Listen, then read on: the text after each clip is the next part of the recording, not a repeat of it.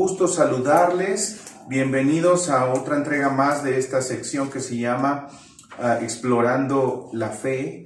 Y seguramente ustedes han escuchado hablar de muchas leyes que rigen la vida del universo. La ley de la gravedad, la ley de la impenetrabilidad de la materia y muchas otras que seguramente ustedes conocerán mucho mejor que yo. Bueno, así como hay leyes que rigen el comportamiento del universo, leyes naturales, leyes físicas, así también hay leyes espirituales que rigen nuestra relación con Dios. El día de hoy quiero compartir con ustedes 4 leyes espirituales que puedan ayudarles a entender por qué razón necesitamos a Dios en nuestra vida, por qué necesitamos tener una relación íntima y personal con Él. Y si tú ya tienes esa relación, seguramente estas 4 leyes te podrán ayudar a compartir tu fe con otras personas. Y la primera de ellas, la primera ley, es que Dios te ama y Él te ofrece un plan maravilloso para tu vida. El amor de Dios es incomparable. Dice la Escritura ya en Juan 3:16, porque de tal manera amó Dios al mundo que dio a su Hijo unigénito para que todo aquel que en Él cree no se pierda, mas tenga vida eterna. Dios te ama hasta el grado de estar dispuesto a dar la vida de su propio Hijo en beneficio tuyo, para que tú, al creer en Él, no te pierdas. Y tiene un plan. ¿Cuál es ese plan? Bueno, la palabra del Señor allá en Juan 10:10 dice: yo he venido para que tengan vida y para que tengan vida en abundancia. Él quiere darte una vida abundante, una vida llena de propósito, llena de significado, una vida que no solamente te bendiga a ti, sino bendiga a otros, a los que están a tu alrededor. Así que la primera ley es esta ley que dice que Dios te ama y es algo que tú no puedes olvidar nunca, nunca, jamás. Ahora, ¿por qué razón la mayoría de la gente no está experimentando esta vida abundante, esta vida triunfante y victoriosa? Bueno, porque hay un problema: el pecado. El hombre es pecador y está separado de Dios, por lo tanto, no puede conocer ni experimentar el amor y plan de Dios para su vida. Esta es la segunda ley, que el hombre es pecador y el pecado nos separa de Dios. Dice la Escritura ya en Romanos 3:23, por cuanto todos pecaron y están destituidos de la gloria de Dios. Mira, el hombre fue creado para vivir en comunión con Dios. Cuando Dios creó a Adán y a Eva, dice la Escritura que Dios se paseaba con ellos en el huerto y platicaban y creaban una relación íntima, una comunión. Pero debido a su egoísmo, a su terquedad, a su desobediencia, cuando Dios dijo lo que no debían hacer y ellos lo hicieron, esa relación se rompió. Un Dios santo no podía convivir con hombres pecadores como en ese momento eran Adán y Eva y como lo somos tú y yo. Esa voluntad egoísta, caracterizada por buscar lo que a mí me gusta, lo que yo deseo, en rebelión, en rebeldía contra lo que Dios dice, es una evidencia de lo que Dios llama pecado. Así que el hombre entonces está separado. Dice la Escritura también en Romanos 6:23, porque la paga del pecado es muerte, y la muerte literalmente significa separación.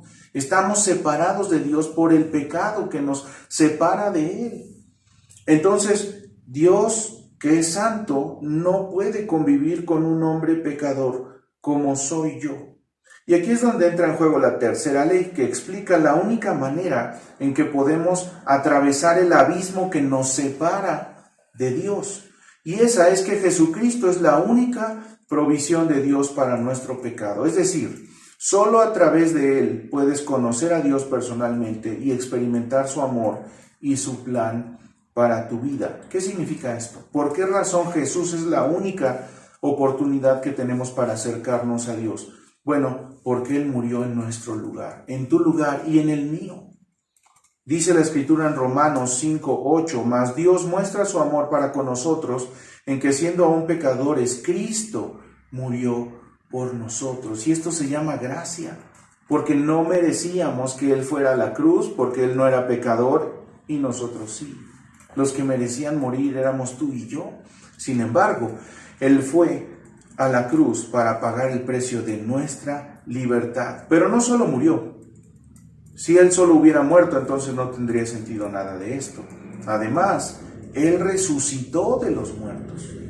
Dice la Escritura en 1 Corintios 15, Cristo murió por nuestros pecados, fue sepultado y resucitó al tercer día conforme a las Escrituras.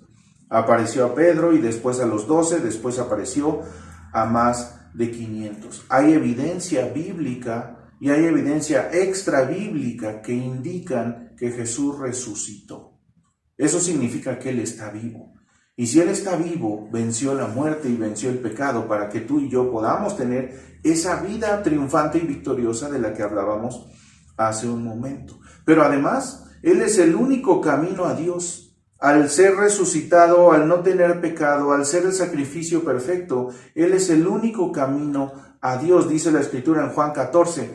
Jesús le dijo, yo soy el camino, la verdad y la vida. Nadie viene al Padre sino por mí. Si tú de verdad quieres acercarte a Dios, tienes que hacerlo a través de Jesús, creyendo que Él murió por tus pecados, por los cuales tú debiste haber muerto, y entonces siguiendo sus pasos, siguiendo al Maestro, siguiendo a Jesús. Él es el único camino. Por ahí se escuchan muchas veces muchos refranes, como por ejemplo, todos los caminos llegan a Roma, todas las religiones son iguales, etcétera, etcétera. Lo que la Biblia dice, lo que con certeza la Biblia dice, es que el único camino para llegar a Dios es Jesucristo. Si tú quieres tener una relación íntima con Dios, esa relación solo puede ser a través de Jesucristo. Ahora, no es suficiente tan solo conocer estas tres leyes, necesitamos conocer la cuarta. Y la cuarta ley es esta: debemos recibir a Cristo como Salvador y como Señor de nuestras vidas, porque sólo así podremos experimentar el amor y el plan de Dios para nuestras vidas. Ahora, ¿qué es esto de recibir a Cristo? La Biblia lo menciona, Juan 1:12, mas a todos los que le recibieron, a los que creen en su nombre, les dio potestad de ser hechos hijos de Dios. Es decir, una persona que decide poner su fe y creer no solamente en el sentido de saber que Jesús existe, que Dios existe, sino en el sentido de depositar toda la fe en Él, de creer que Él es quien la Biblia dice que es, y de recibirlo en el sentido de recibir su espíritu en nuestras vidas. Quienes han hecho esto tienen el derecho de ser hijos de Dios. Pero además recibimos a Cristo mediante la fe. Mediante la fe. Y esto es muy importante porque no hay nada que tú tengas, no hay nada que tú puedas hacer para poder ganar la salvación que solo Cristo puede dar. Es por gracia, esta salvación es por gracia. Dice Efesios 2:8-9, porque por gracia sois salvos por medio de la fe, y esto no de vosotros, pues es don de Dios, no por obras para que nadie se gloríe. No hay nada que tú puedas hacer. No se trata de portarse bien, no se trata de ser buena persona, se trata de creer que Jesús murió por tus pecados y por su gracia, no porque tú lo merezcas, Él te ofrece la vida eterna. Ahora, ¿cuándo recibimos a Cristo? Bueno, en Juan capítulo 3 nos habla de aquel momento en el que se experimenta un nuevo nacimiento. Vean lo que dice el pasaje. Respondió Jesús y le dijo, de cierto te digo, que el que no naciere de nuevo no puede ver el reino de Dios. Nicodemo le dijo, ¿cómo puede un hombre nacer siendo viejo? ¿Puede acaso entrar por segunda vez en el vientre de su madre y nacer? Respondió Jesús, de cierto te digo, que el que no naciere de agua y del Espíritu no puede entrar en el reino de Dios. Lo que es nacido de la carne, carne es, y lo que es nacido del Espíritu, Espíritu es. Cuando una persona decide creer en Jesucristo, entonces puede nacer de nuevo. Es decir, Él transforma todo nuestro ser y nos transforma de tal manera que ahora su espíritu viene a morar aquí, y entonces empieza el conteo, perdonando todo tu pecado anterior, todo tu pasado, para traerte a una nueva vida ahora con Cristo. Ahora, recibimos a Cristo por medio de una invitación.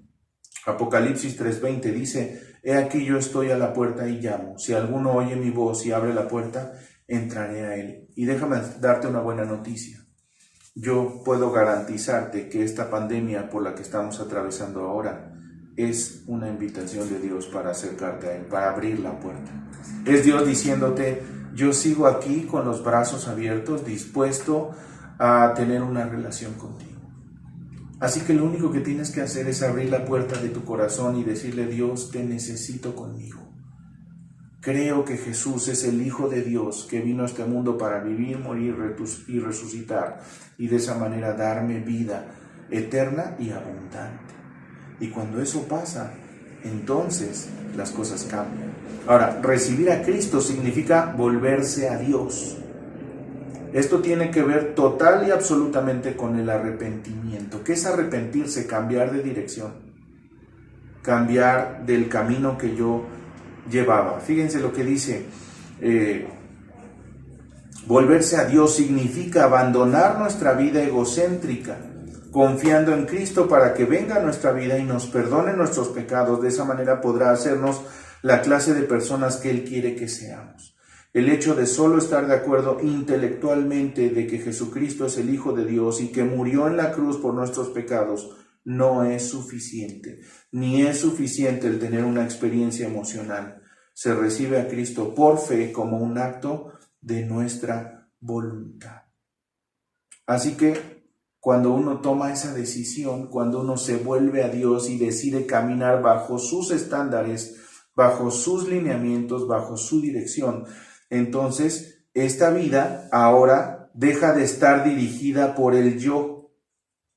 Ya no soy yo el que manda, ahora es Él el que manda. Y entonces la forma como hablo, la forma como visto, el lugar donde trabajo, la forma como me divierto, la relación que tengo con mi familia y con mis amigos y con mis vecinos, toda está regida bajo la dirección de Dios. Y entonces Cristo en la vida de una persona y en el trono de una persona cautiva todo nuestro ser. Y entonces eso nos transforma.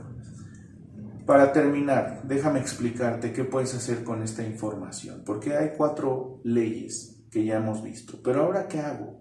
¿Cómo puedo recibir a Cristo? ¿Cómo puedo entregarme a Él? Simple y sencillamente, tienes que creer y decirle al Señor en una oración muy sencilla y muy personal que tú tendrás que hacer estando solo.